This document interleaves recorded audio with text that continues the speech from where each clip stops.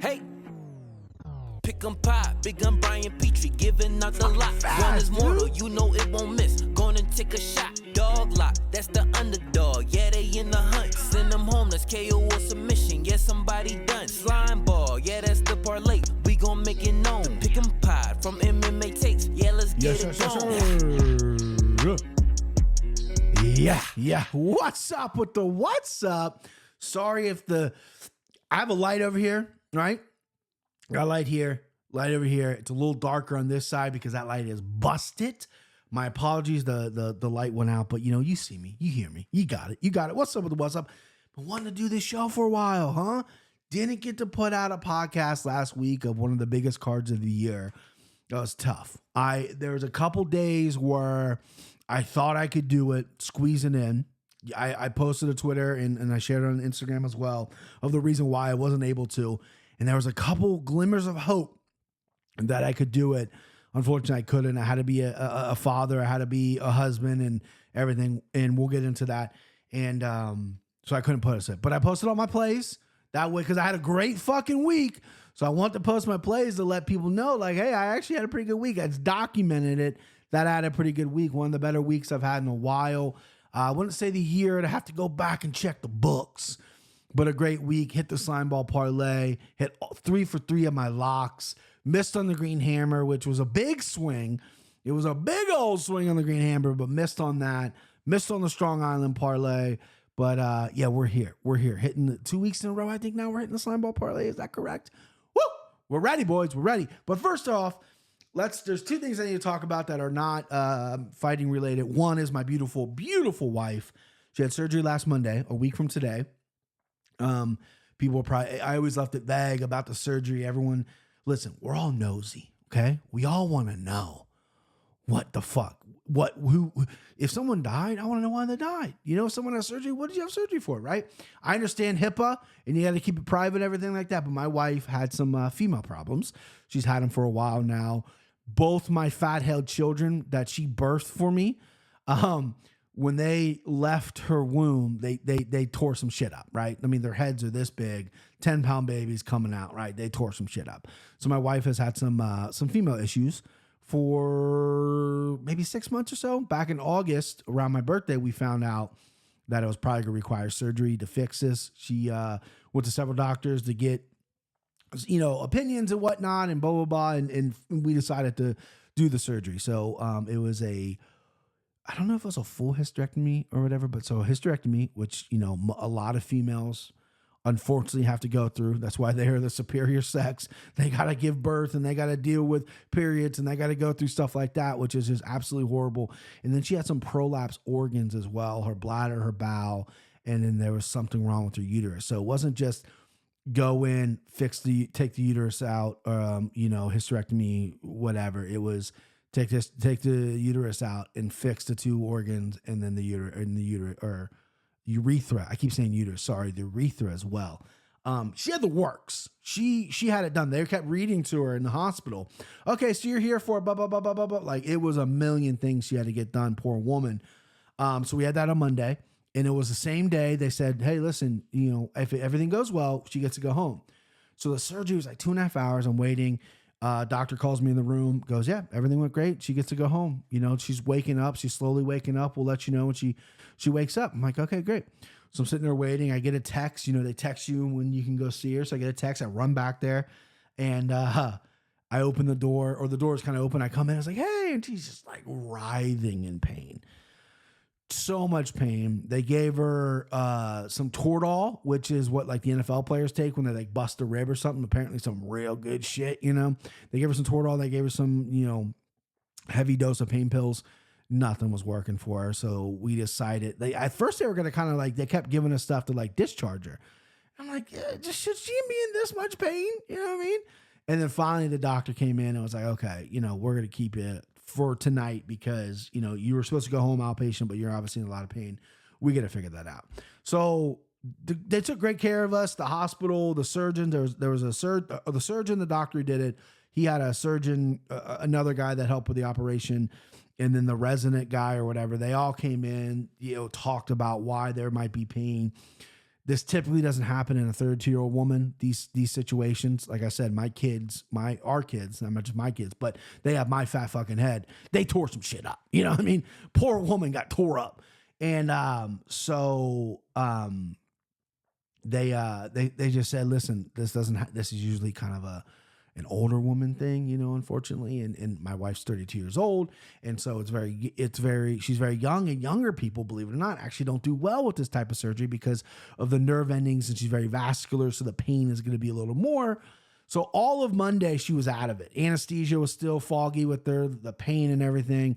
And then Tuesday, she was better. She was getting better. And we got released Tuesday afternoon sometime. The pain was very manageable. More manageable, what you said. Still in a lot of pain. She got to get up and walk, and she had to leave with a catheter in, which, I was on catheter duty, so I had to drain that fucking thing and put the bag on at night and stuff like that. And then we get home, my kids are sick, right? And both my kids are hacking up stuff. I get a little sick. It was a lot to deal with. And as much as I wanted to break away and record the podcast and give my picks out, because it was such an amazing card on paper and it delivered, and I was incredibly excited. I didn't know if I could get away and do it. My wife was encouraging me, like, hey, go do it. That's okay. I can watch the girls right now. But I didn't want to do that. I wanted to make sure everything was okay. I can't really walk away from things. It's just kind of the dude I am. But happy to report today was her week follow-up, and she got the catheter out, which is great. So she's pissing on her own, which is great. Pain. She's going to be on, listen, the recovery is 4 to 6 weeks. She's an absolute fucking warrior, absolute champion. She's going to be sore, and things are going to, she still can't lift stuff. But she can't sit still. This woman is a worker. This woman is just, if she's not being a mother, she doesn't know what she's doing with her life. Like, she is just a busybody. And so it's killing her a little bit not to be as busy as she is, but she's still finding time to be a little bit of a busybody. But today's a great day. Got the catheter out. Doctor gave her good news. There's no infections after the surgery, no complications after the surgery. We just had to really deal with kind of the pain management, which was a little unexpected, I think, from Erica and my wife, Erica, and myself, and even including the doctors. But they just said, listen, we reviewed the tapes, reviewed the surgery, and it just what it is sometimes with these women, especially with fixing the organs, it can cause a lot of pain in the upper area. So, she's home. She's good. Last week was crazy. I joked about putting on my cape being super dad because I married a woman who's super mom. So I felt like I had to step up and be super dad. And I thrived a little bit, taking the kid to school, picking her up. I'm off work. My work, they gave me up to 6 weeks. I'm only going to take probably 2. But so I'm off work or whatever. And it's nice. It's nice to be a dad. I was cooking dinner, going to the grocery store and stuff. And then my wife, of course, after day 3 was like, okay, I got to start doing something. So we went to the grocery store together. No, it's good. She's doing good. Everyone that said well wishes to my wife, incredibly thank you, whatever. And thank you from her to me, everything. She's doing good.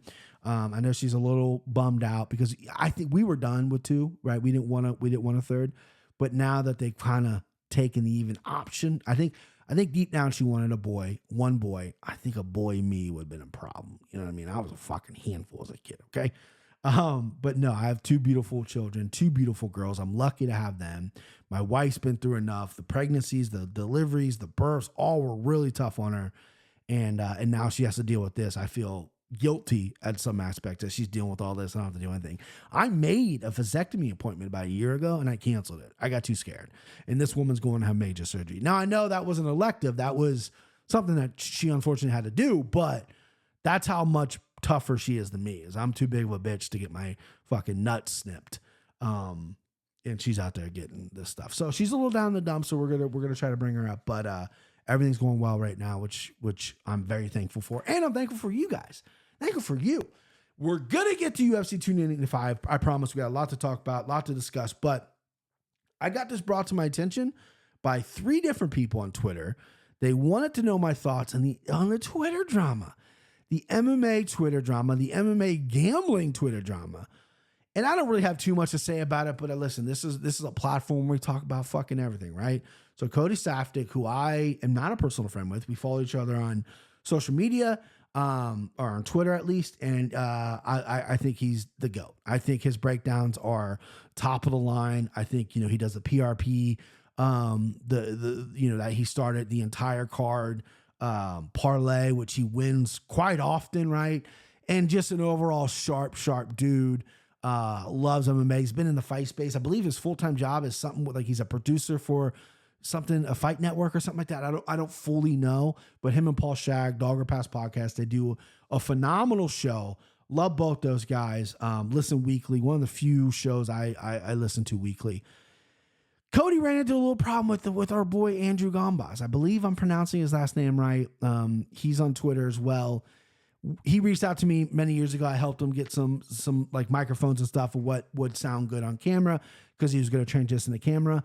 And they had a little beef because I believe Gambas am I saying his name right? I don't know. He made a comment or I don't really know. Someone took a shot at someone, right? And so then they started kind of going back, and then it became like the DM battle. People were leaking DMs. Gambas was leaking DMs. I know Andrew is very proud that he is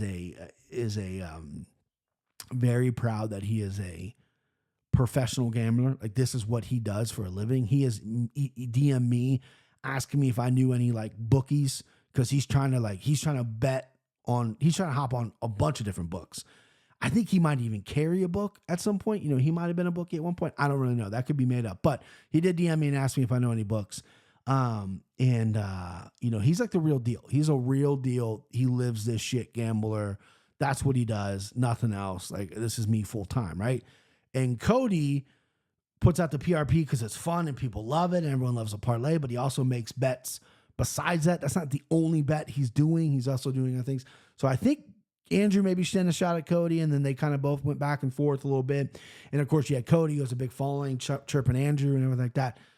It's silly in the sense that, but that's the thing is they both take it very seriously. You're coming at me, I'm gonna come at you. I'm not gonna let you just say whatever you know what I mean. That's just man shit, right? That's just real life shit. Gambas, though, Andrew, I'm pronouncing his last name wrong, I think, but Andrew is a real-time bettor, hardcore gambler, and Cody's as real as they come. One of the sharpest, if not the sharpest dude in the space, right?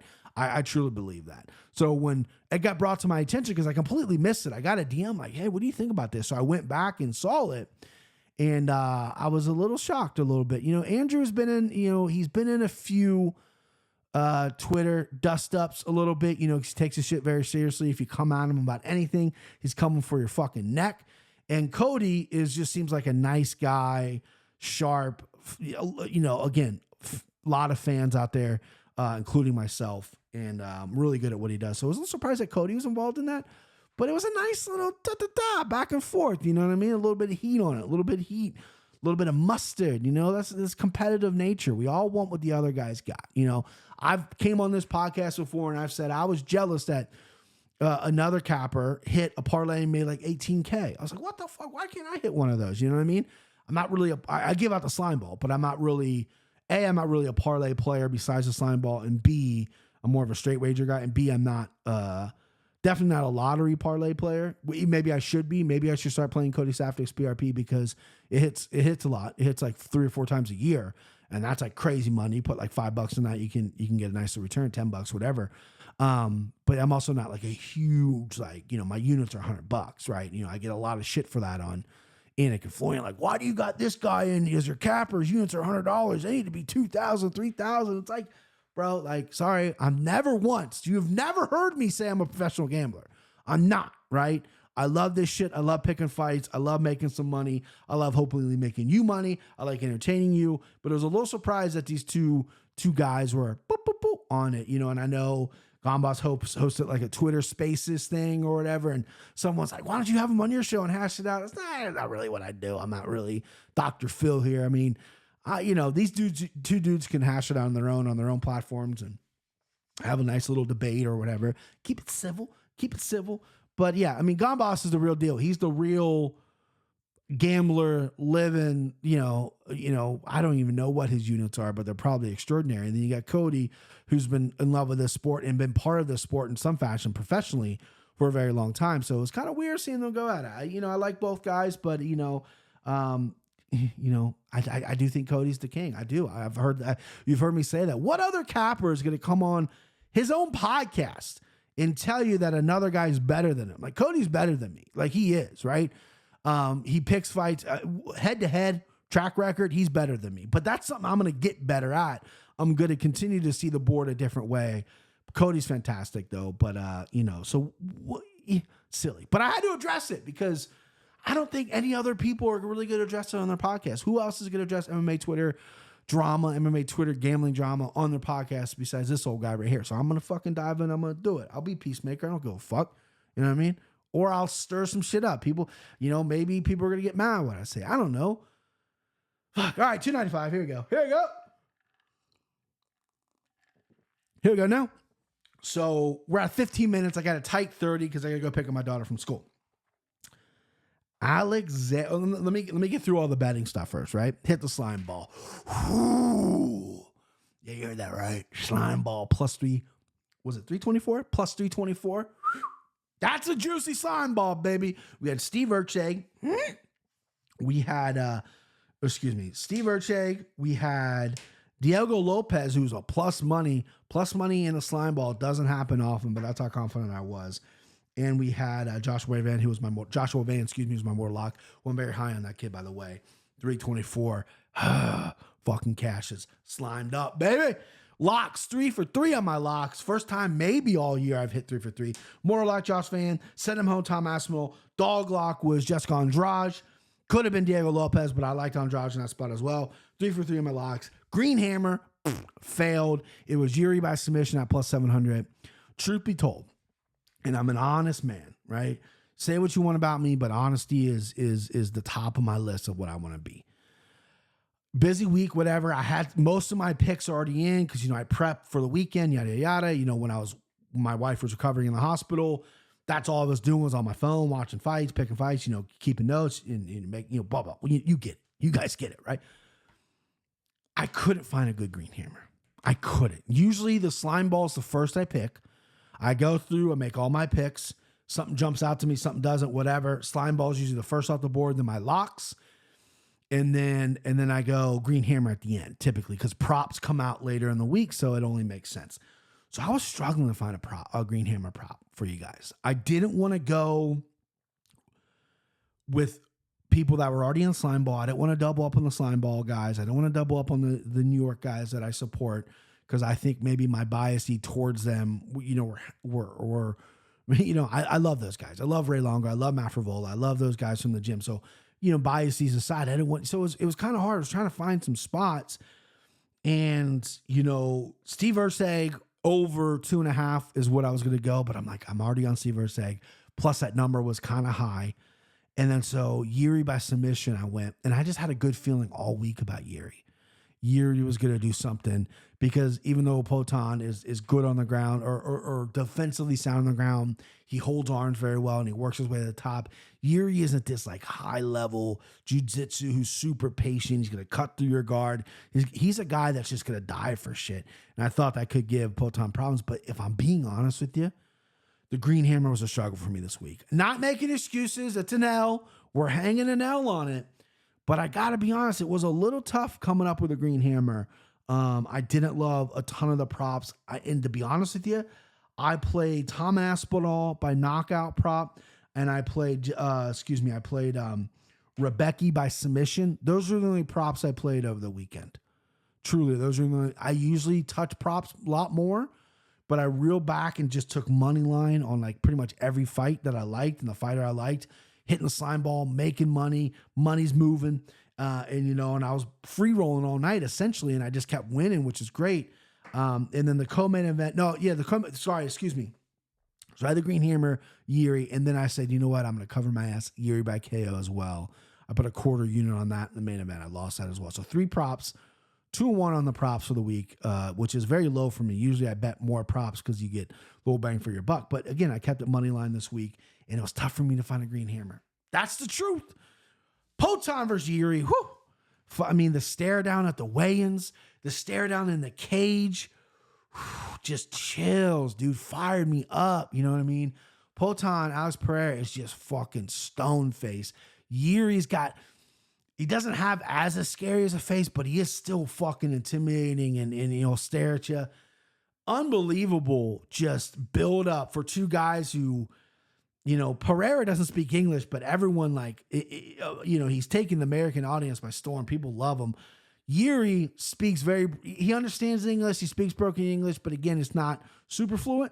And his just personality with the hair and the samurai spirit, just, again, it consumes you. You don't have to have a guy like Connor or Colby who are running their mouths. Like, these guys are just, intensity is what draws you to it. And just them staring at each other across the cage and Potan not moving until Bruce said his name was just some crazy shit right there. Alex Pereira, man, I picked against him, right? I'm dead wrong. I texted my buddy earlier in the week, and I believe I texted him twice. I repeat myself quite often. I apologize. If you're my friend out there and I repeat myself a lot, I apologize. And my wife gets on me about it, but I got stories. Anyway, I texted my buddy earlier this week. I said, he asked me, he's like, what do you think about Yuri Alex? And I said, I'm leaning Yuri. I had already done the Anakin Florian earlier in the week, so I said, I picked Yuri on the Anakin Florian. I might switch, though. It was a plus money when I picked him. But my logical brain says Alex by knockout. But I want to be uncomfortable because I think Yuri just has more. And then I texted him on Saturday night before the main event as well. I said, my logical brain is saying knockout, but I just put $25 on Yuri to win by a knockout. And I already had 25. By the way, another confession, I didn't do a multi-unit prop play for the Green Hammer. I know it's multi-unit prop play. I put $25 on it by plus 700. I apologize. Wasn't money. We're rebounding this week. Pick'em's coming later this week. Anyway, but dead wrong. Potan is a different kind of dude, right? Kickboxers have come. The people think this is just like, oh, well, he had a huge, great kickboxing. A lot of kickboxers have come over to MMA and they haven't done what he's done. This is a testament to this dude wanting to be great, and this is a dude who aligned with the right guy in Glover Teixeira, and he's taken him to the new heights. He left sunny, where he lived in Brazil, where his money goes a long fucking way down there, to Connecticut, where your money doesn't go as much, and it's cold, and it's Connecticut, and he's over there becoming the best in the world. The only guy to ever win the middleweight 205 title, I believe. Was that the stat, or was that the record he broke? He still doesn't have that many MMA fights. It's crazy. He got in this to chase Izzy. He called out Izzy, which I don't mind the call out. He wants a big name at 205 before he fights Jamal Hill. He owes Izzy one, because Izzy got him last time out. Izzy thinks it's over. I don't think it's over. You're 1-1 in MMA. You got to have a rubber match. I mean, he's 2-0 on you in kickboxing. You got to have a rubber match. Either way, this dude he's built different. I mean, the kicks were not even... They're not even telegraphed. They're not even wind-ups. They're just little kicks. And it was spinning Yuri around and hurting Yuri's legs. And that left hook, oh my God, I've talked about that left hook so much. I've literally watched every kickboxing match I could find of him, all his MMA fights, and I just watched that left hook. A lot of the times it's coming off a counter, a check left hook. It's just, it deads people. It literally hits you and you're out, right? It's special. He hit Yuri with a tiny little one inside, just a boom, point of the chin. Yuri goes down, and that was a wrap, right? And Potan, again, a guy who feel like a traitor because I'm a huge Izzy fan, and now I'm like a huge Pereira fan because look what he's fucking doing. Glory Kickboxing Hall of Fame, 2-time champion in the UFC with not a lot of MMA experience.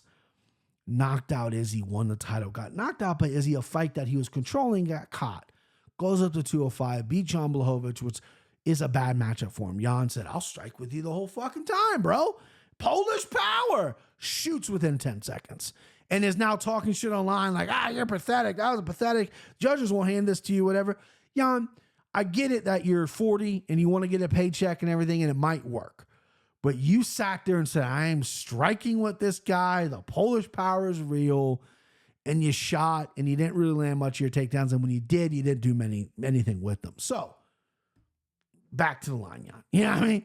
Get to the back of the line.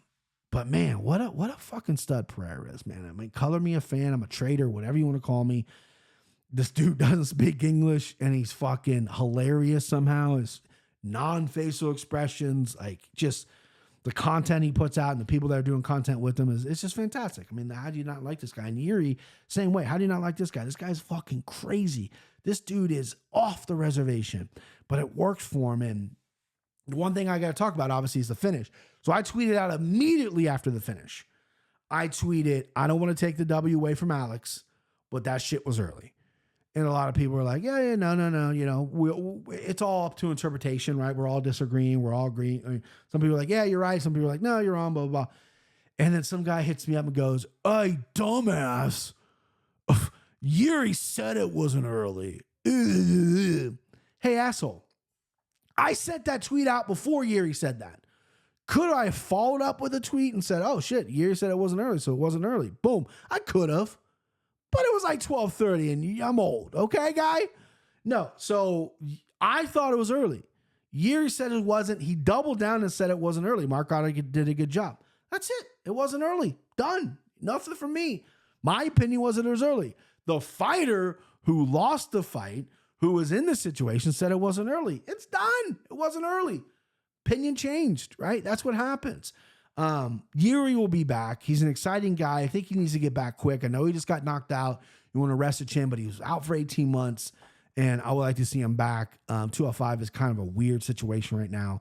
Ankalaev, Johnny Walker apparently going to run it back in January, after their weird fight. And I don't really know at 205 who Yuri could fight off the top of my head. They could maybe rematch Poton because you still got to get Jamal Hill healed up. Anthony Smith is in there against Yuri. That could be something. I know people were getting on me because they're like, dude, Chael was joking. Anthony Smith's not next in line. I don't know when Chael's joking, right? The guy's on meth or something, right? The guy talks so fast, I can't read him. But no, he's not on meth. I don't know. Don't. He was just talking very fast on the show. But he did say Anthony Smith might get called out. And I think Anthony Smith believes it. Anthony Smith went on Ariel's show and I was acting like fucking, he's next in line. He's 1-2 in his last 3. And I thought he barely won his last fight against Span, right? So, but they might throw him in there with Yuri. Yuri that could be a main event sometime, early next year. Pereira, he's calling on Izzy. He wants away from Jamal Hill. He wants to stay active, I think, but he also wants the big money fights. He's 36, so he knows I got a couple more years to really stretch this out and make millions on top of millions on top of millions. The UFC loves him. The fans love him. He's an exciting fighter. So it's going to be really interesting to see what they do at 205, considering Jamal Hill is 6 months, maybe 8 months away from fighting probably. You got UFC 300 in April, I believe that's the time they're doing it. I mean, that's going to be the Conor show, but you know what I mean? So lot to think about, lot to see at 205. I wish Ankalaev would have got a clean win over Johnny Walker without the disqualification. That way you can do Ankalaev because I think he would be next. They might give Jan it because Jan sent the tweet. I don't know. I don't know. But Pereira, phenomenal performance. Another phenomenal performance is Tom Aspinall. I love Tommy Aspinall. I kind of called this fight. I figured this is exactly what would happen. I sound like Luke Fury right now. I called this thing. When you see a left hook, and I called that. I broke it down on the 8 fucking shows I do. Sorry, Luke Fury took a shot there. But no, I thought that's what was going to happen. I just thought Tommy was going to be too quick in and out. That's how you beat a reach. I mean, the reach of Pavlovich is so long. When you beat a reach, you got to go in and out. You got to have good footwork. You got to know your distance. And Tommy's really good at that. And he landed a hot shot, put him down. I had Tom and Aspinall KO round 1. Another few props I hit, but that was the one I hit, round 1 KO. I thought if he touched Pavlovich, I thought Pavlovich was still vulnerable a little bit with the chin. You touch Pavlovich, I thought he was going to go down. And Aspinall's a big fucking dude. 6'5", long body, and filling out. And not to mention taking on short notice, and not to mention having a stiff back where he couldn't really train. This dude has balls the size of my house, right? Heart for days. He knew, listen, I only get a handful of shots. Michael Bisping took a shot off a movie set. Left a movie set and fought Luke Rockhold and won the title. Tommy goes, I can beat anybody in the world. Let's do this. And then he hurts his back, and no one would be like, well, whatever. He powers through, can barely train, is just hitting bags and mitts, and goes, I'm still doing it. Like, the heart and balls on this guy is insane. Again, another log jam at heavyweight. What do you do? I think if it was anybody else that was champion. If it was Cyril Gane, if it was Curtis Blades, anybody, they would strip him. You blow your shoulder like that, you get stripped, I think. And I think that still should be on the table. John Jones is an older guy. They want him to fight Stipe. Dana is bullish on that fight. Possibly summer, but more likely like late August is probably when that's going to happen. So I would strip Johnny Jones of the title. Give Tom Aspinall the full reins. You're champion. Let him book against Gane. Let him book against Almeida, whoever he wants. Let him heal up first. Maybe Almeida, Gane fight to see who fights Aspinall for the real title. And then when John and Stipe fight in August, give it for the interim belt, right? Let John go out because I still think that's his last fight, and Stipe's as well. He'll be 42, Stipe that is. Let them fight for at least a belt, an interim belt, and they have the option to go unify that with whoever the champion is at the time. Probably Tommy Aspinall. I don't see many people beating him at this point.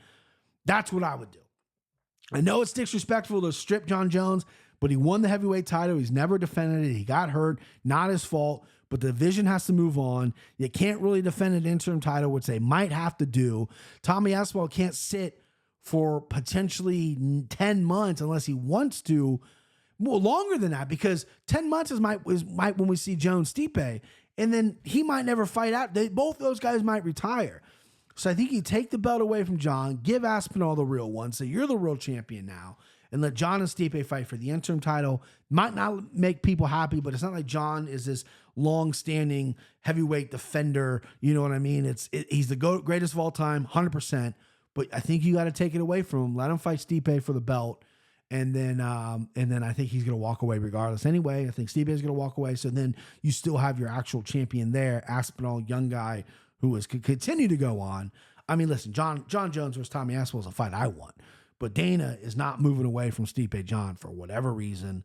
So what are you going to do? Jessica Andrade versus Mackenzie Dern. Hated seeing Mackenzie Dern get smacked around like that. Kind of thought it was going to happen. I did not play Andrade by knockout.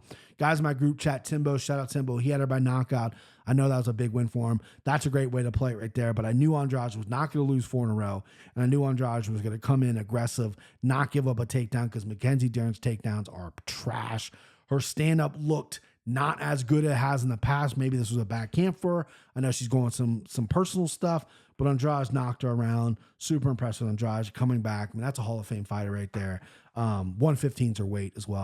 I've been on record saying I think she would look good at 125. She fought at 125. 115's her weight. No need to go back up. Matt Frivola versus Benoit Saint-Denis. I love you, Steamroller. Listen, this is people are like, hey, emotions will cloud your judgment. Yeah, but listen, I'm not going to pick against a friend. I'm just not. I bet Steamroller in the parlay, and I bet him by knockout. I really, truly thought he had a chance to knock out Benoit Saint-Denis.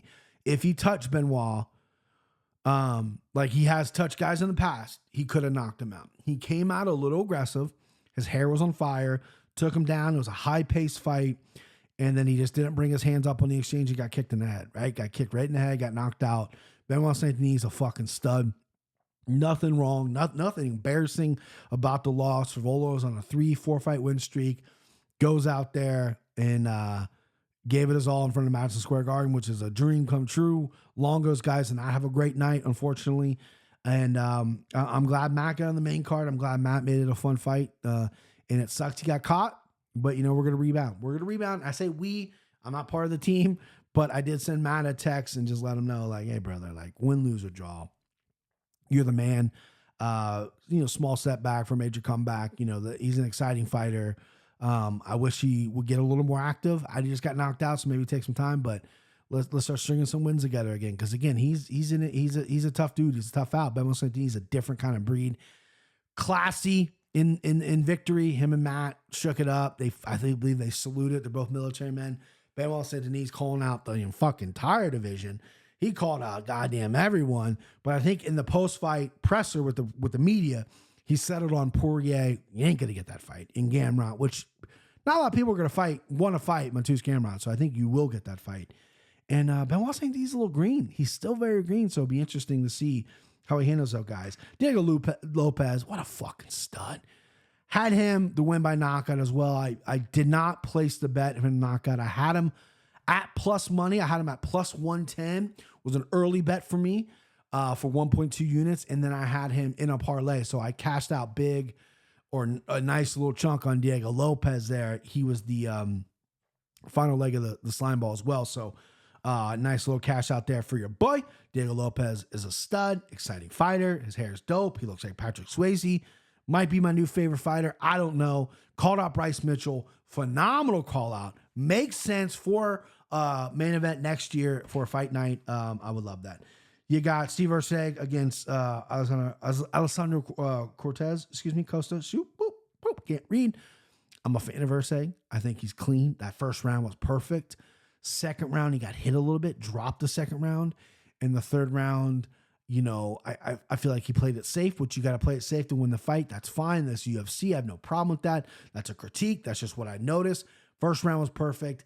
And he let Costa make it a dog fight. And he got clipped a few times. Great resolve. Got hit hard. Showed a good chin. So good durability. And then really used his head and played it smart in that third round. Won a decision. Erceg's a guy that I'm going to keep an eye on. I think he's phenomenal. I think he's a great fighter. Good on the ground. Rushed some things, I think, on the ground on this one. Costa was really hard to hold down. So maybe I'm just undervaluing or underappreciating how good Costa is on the fucking ground or how strong he is. But Erceg's a real deal, dude, to keep a lookout for. Top of the receivers, Lupi Gonez. Not a lot of people were up in arms about my picks. They're a little. I got one little pushback on Josh Vanby, my motor lock, and then me picking Ricci. Good plus number, dog fight. I thought Lupi won. A couple of my buddies who had Ricci as well texted me and said, dude, we might get this one. I thought we could get some fuckery with the judges because there was some questionable calls in there, but I thought Lupi won. She fought phenomenal. She got clipped at the end of those rounds. One was a headbutt. One was just a clean clip. But both these women just scrapped, right? It was a great fight. I love this fight.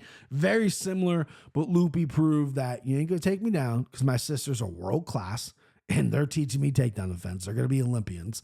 And, I have pressure and some striking that's going to give anyone problems. And I'm fucking tough and cardio is through the roof. And Tabitha Ricci, same thing. She proved too. I think these girls are going to fight one more time on the way to the title or maybe once when one gets a title. But I think this is a big setback for Ricci because again, you need to win to keep going. I think Lupi now is going to be prime for someone in that division worth a title. Mantush Rebecki versus Roosevelt Roberts. Roundsbecki, I believe how you pronounce his name. John will kill me for mispronouncing it. But yeah, he completely smashed Roosevelt. This guy, how do I say this without getting in trouble? Rozbecki looks like he hasn't said no to a lot of things in his life, right? When a doctor says, hey, you want that extra shot? It looks like he hasn't said no. The guy is just muscles on top of muscles with his arms this fucking big, okay? Listen, landed a sick arm bar. Roosevelt Roberts took it on short notice, missed weight. This is his way of getting the OC. They're like, you're going to fight this Polish hammer. You're going to be a giant underdog. Take it. We'll give you another fight. He's like, cool. Cut the weight. Couldn't get there. But Roosevelt Roberts will be back in the UFC. But yeah, Roundsbecki, a guy who I hit by submission as well. The only other prop I hit, arm bar. Just took it home. This dude's going to be interesting. Cardio needs to check out, which he's been in the decision in the UFC. Has checked out. But yeah, this could be a tough guy to beat. This could be a tough guy to look good against too. If you can beat him, you're squeaking out something. But this is going to be a guy to keep an eye on. This is an interesting cat here at 155. I'll be curious to see how this goes for his career. It might be sold on him. I wasn't sold on him. Might be sold on him. Nas versus Slava Klaus. What a war. Fight of the night, in my opinion. One of the fights of the night. Unbelievable. Nas had him hurt every which way in the second round. Slava Klaus is just tough as nails.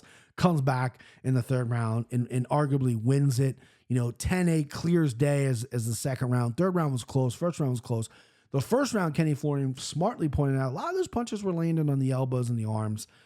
If Nas had a little bit more output in that first round, I think he could have stole it. But I thought the first round went to Slava Klaus. Second round was all Nas. Third round was Slava Klaus. I thought the draw was a proper call here. I think Nas, he wasn't patient enough or he's maybe too patient on the feet and then rushed on the ground. I know he's a well-rounded fighter. He thought, I'm going to go on the ground. I have great top pressure. I'm going to pound this guy out. Slavikos has obviously been working really well off his back to stand up because that's his big thing. Take him down, he's fucking cooked. But I think Nas had a finish in there in the second round if he would have just let him back up. Easier said than done. You're in the middle of a fight. Who the fuck am I to say? But I think Nas could have got that finish if he let him stand back up because Slavikos was hurt, bloody and hurt.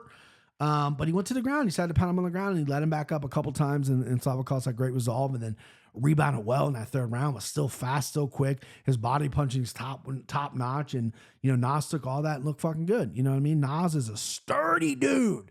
Hard to hurt that guy. Great fight. Nas has a good future, and if Slavikos can just really, really get some takedown offense, because he's working well on getting up, stopping the takedown, there's not a lot of people that are going to outbox that guy. He's that good. But I thought draw was the right decision. Jared Gordon versus Marco Madsen. Marco Madsen might be done in the UFC, in my opinion. I don't know. You can trot that Olympic medal out there all you fucking want. Homeboy, listen. Greco-Roman is upper body. They don't really use the legs. It's all upper body. He clinched with Jared Gordon, where he's supposed to be this beast strength and strong and, upper, and he got smoked. Like, he looked pretty good in the beginning. He overwhelmed Gordon, but when Gordon settled down, Marco Madsen gassed. He doesn't know how to manage his gas tank. He got out wrestled by Grant Dawson and got submitted. Now he got finished by Jared Gordon, who had a great performance. New Yorker, great message, smoke crack underneath the arena or whatever he said, got a knockout. Everyone that I am friendly with, I'm not like friends with, but friendly with, love Jared Gordon. I don't know him personally. Good win for him. New Yorker getting a knockout in New York City, in Madison Square Garden. What better feeling is that? So good for Jared Gordon. Marco Madsen, probably done in the UFC. John Castaneda, just a solid performance over Kun Young Kang. Castaneda, again, is going to be a tough out for a lot of people. He's very well-rounded. Fight IQ needs to get up a little bit, in my opinion, but a solid fighter, great fighter.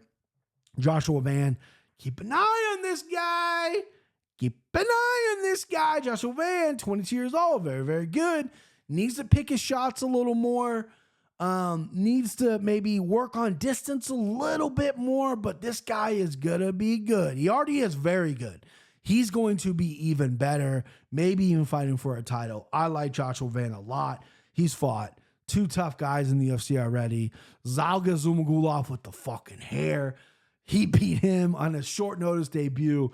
And then he gets Kevin Boras, who is a big dude from Peru who cracks hard. He hurt Van in this fight, and Van just stayed in his face, out-carded him, out-hearted him. Phenomenal performance in the Dennis Bazook, 0-2 in the UFC. Gets knocked out by Jamal Emmers. I did not see that coming. I had the over 2.5 in that fight. I did not have a side. That one hurts. 8-4 my picks total. 3 for 3 on the locks. Green Hammer, slime ball parlay. Yeah, that's it. That's the show. Man, it's good to do a recap show, boys. I haven't done one in a while. I love doing a recap show after a huge pay-per-view. Talk about everything. And just kind of get my thoughts on and give you guys my thoughts on all these fights, man. It was a great card. This week's card, I know people are sleeping on it. The main event, Brendan Allen versus Paul Craig. Now people are, getting rock hard for it. They're not getting out of bed for it. Good card.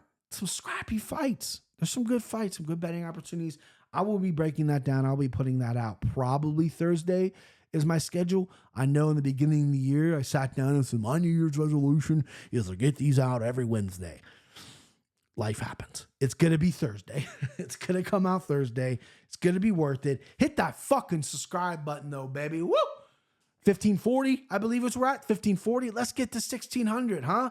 By the end of the year, 1600. Tell a friend to tell a friend to tell a friend to tell a neighbor to tell a cousin to tell a hookup to tell a fucking side chick. Whatever you got going on, tell somebody. Hit that sub button. It's free. Don't cost you nothing. And that's it. That's the show. This is fun. 43 minutes. Got to go pick up my daughter. I might be making my world famous chili. I might be making it. I don't know. I'm feeling pretty good today. I was a little tired this morning. I make a mean chili, not a Cincinnati chili, like a Tex-Mex with beans kind of chili. And I make a really good chili. So I think I'm going to have to get the ingredients for the chili. You know what I mean? Have a little chili. I might post a picture of it. Follow me on Brian Petrie MMA on all social medias. That's it. That's the show. You guys are the best. Thank you.